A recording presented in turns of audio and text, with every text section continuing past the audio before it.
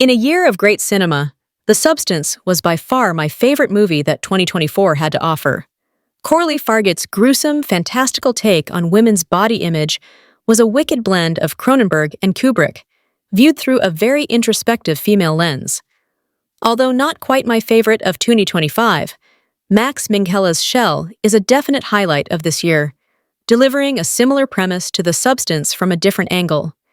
If The Substance was a contained, inwardly focused tale of self-hatred at the hands of the entertainment industry and the male gaze, Shell lifts its head, looks around, and notices that the female gaze is just as insidious. Samantha Lake is a middle-aged actor who is quickly becoming invisible. Managers and directors aim backhanded platitudes at her, using caustic phrases like non-traditional body type to avoid saying that she is fat, old, ugly, and unhireable. Of course, none of these things is actually true, but in the cutthroat world of Hollywood, they basically are. It is with this faux delicacy that those with Samantha's career in their hands nudge her towards a beauty treatment that only the rich and important can access. Shell is a cosmetic company that offers a revolutionary technique that effectively freezes time, halting the aging process indefinitely, as long as the subject keeps having regular treatments. Zoe Shannon is the obscenely rich and glamorous CEO of the company, the embodiment of its core values. When Samantha relents and gives the treatment a try, Zoe suddenly takes her under her diamond-encrusted wing, introducing her to a world of perfection where beautiful people lounge around in beautiful houses at beautiful parties. At first, it seems as though her life is transforming for the better, but then Samantha notices disgusting growths taking over her body and comes to realize that Shell is not as liberating as it claims to be, nor is its boss quite the girl's girl she portrayed herself as. Shell takes place in a wider world than The Substance, with more figures, more layers of authority, and, perhaps most intriguingly, more background.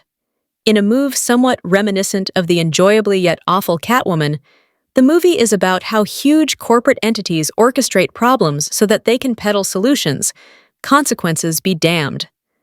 After all, they can put people of all sizes and complexions in their commercials, but isn't every beauty brand still relying on its customers feeling less than perfect and in need of their products in order to feel better about themselves? Shell channels this sentiment through the harsh filter of the entertainment industry, where everybody has an even shorter shelf life than in the real world, and that's if they're lucky enough to get on the shelf in the first place.